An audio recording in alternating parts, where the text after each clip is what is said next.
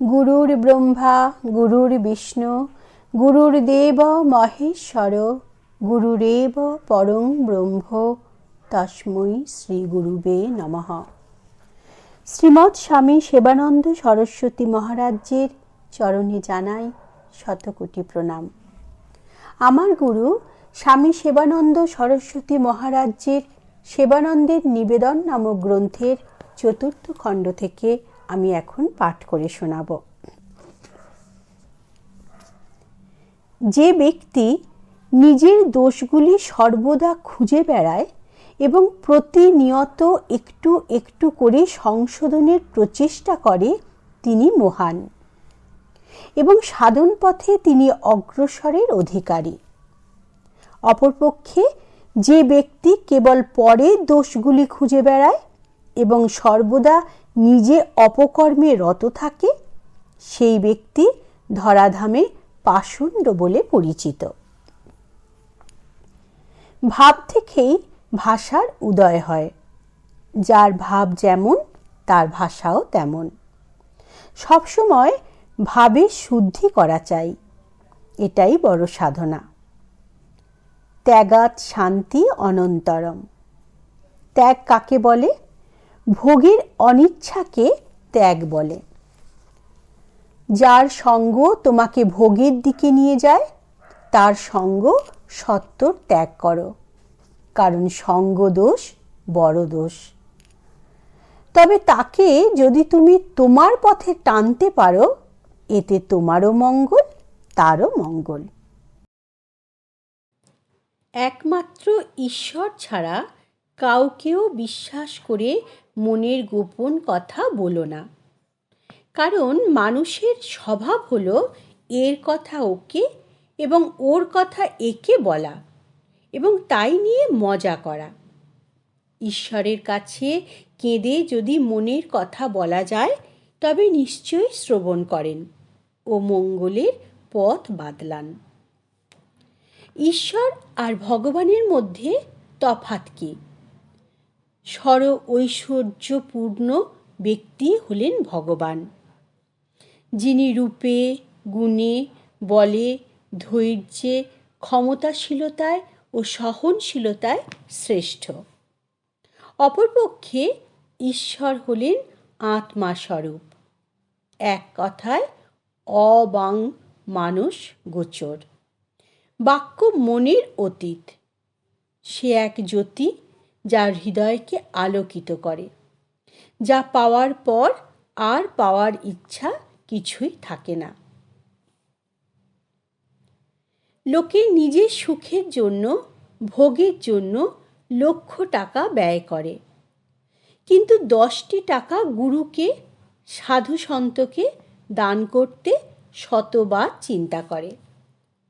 ভাবে আজ কার মুখ দেখে উঠেছিলাম, সাত সকালে 10টা টাকা বেরিয়ে গেল। মূর্খ, টাকার সদ্ব্যবহার করতে শেখো। গুরুকে দিলে গুরু ওই পয়সা খায় না, সদ্ব্যবহার করে যার দ্বারা। স্বার্থ ছাড়া সম্পর্ক তৈরি হয় না। আমি নিজের স্বার্থে পরকে আপন করে বিয়ে করলাম। আমাদের উভয়ের স্বার্থে সন্তান সন্ততি উৎপন্ন হলো। এখন সন্তান সন্ততির স্বার্থে ঘরবাড়ি বানানো হলো। দিন রাত পরিশ্রম করে অর্থ উপার্জন করে তাদের ভরণ পোষণের ব্যবস্থা করা হলো।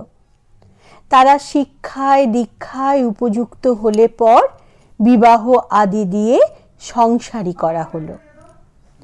এত কিছু করার মূলে ওই স্বার্থ। বৃদ্ধ অবস্থায় কে আমাকে দেখবে, এটাই আমার কাছে আজ বড় কথা। স্বার্থ ছাড়া জগৎ এক পাও চলতে পারে না। মানুষ স্বার্থের বশবর্তী হয়ে কর্তব্য কর্মে জড়িয়ে পড়ে, নিজের কল্পনার জালে নিজেই বদ্ধ হয়ে যায়। মৃত্যুর আগের মুহূর্তেও শোধরায় না। ঈশ্বরের উপর ভরসা না থাকায় জীবের এই রূপ দশা ঘটে। আমি এই ধরায় এসেছি একা, যাব একা, কেউ আমার সঙ্গে যাবে না। এই মূল তত্ত্ব জেনেও আমি আমরণ সংসারের ভোগ বিলাসের মধ্যে ডুবে রহিলাম। মুক্তি পাওয়ার বিন্দুমাত্র চেষ্টাও করলাম না। কত বড় অনুতাপের বিষয়! জগৎ যেমন চলছে তেমনি চলবে। তবে কেন এত চিন্তা? পরমপিতা পরমেশ্বরের শ্রীচরণে নিজেকে সমর্পণ করে জীবনের বাকি কটা দিন আনন্দে কাটিয়ে দাও। কর্মফল কাউকে ছাড়বে না। তুমি সংসারের সুখের জন্য পাপ করছো, সংসার কিন্তু তোমার পাপের ভাগী হবে না। তবে কেন পরের জন্য নিজের জীবনটাকে নষ্ট করছো?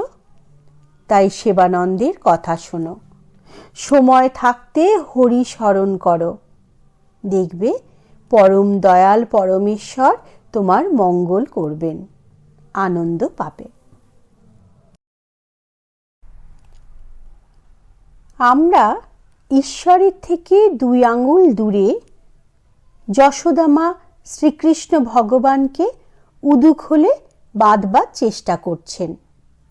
দড়ির 2 আঙ্গুল কম হচ্ছে, টুকরো টুকরো অনেক দড়ি জোর দেয়া হলো, কিন্তু হায়, সেই 2 আঙ্গুল কম। তখনও মায়ের হুঁশ হলো না যে আমি যাকে বাঁধছি সে কে। এ হলো বাৎসল্য প্রেম। ভগবানকে বাঁধতে হলে আমি আমার এই অভিমান ছাড়তে হবে। এই 2 আঙ্গুল দড়ির অভাবে জীব ভগবান হতে অনেক দূরে। জীব জন্মাবার সঙ্গে সঙ্গে আমি এবং জ্ঞান হওয়ার সঙ্গে সঙ্গে আমার, এই 2 বস্তু শিখে ফেলে।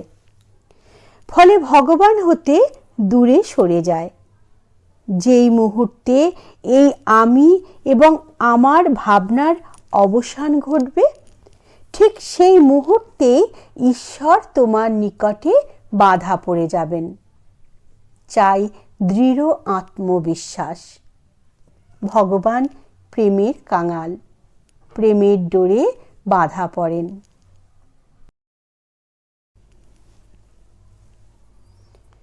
কেবল একটা শুদ্ধ মন তৈরি করতে যে কত জনম কেটে যাবে কে বলতে পারে।